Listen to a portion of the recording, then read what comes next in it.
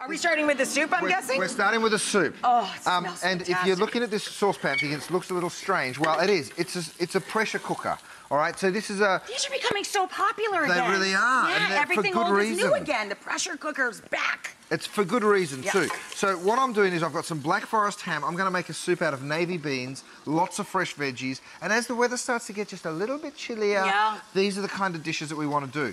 But we all know that cooking beans can be a real pain. It can take a long time. Yeah, well, you soak them overnight, then you cook them separately and skim them. And, Right, well, not with one of these. So I've thrown in some ham. This is a Black Forest ham, so you just tear it up, throw it in. The smokier, the better. So that's going to give us a beautiful smokiness. It smells smoky and a little sweet. It's lovely. That's just a little bit of butter. And then what we do is we throw in some veggies. So I've got some onions. That you toss in. Do you want some celery? Some celery there, Rach. Good girl. Yes, sir. And here's the navy beans that I was talking to you about. Now, you'll notice all we've done is rinse them, right? We haven't soaked them, and that's the beauty of this. So straight up, all you did was give them a bath. You just give them a bath. You just make sure that there's no dust on it. That's it. You just rinse it off, right? And then you throw in the celery. Put all this in? Chuck it in. Carrots, celery, a bay leaf, a couple of cloves of garlic. What else we got over here? Some sage. And some sage leaves? Sage leaves. Here, you take that garlic, Rach, you just go boom. Give it a whack. You don't even have to chop it. No, and that's just the throw it in beauty there. of the pressure cooker. It cooks at such high intensity that it really breaks everything down.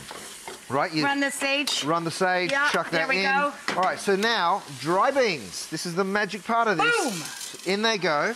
And then you need lots of liquid for it. So 5 cups of water, right? And then, of course, a little broth. And then some stock, And then some stock, right? So we've got a full box of your beautiful broth.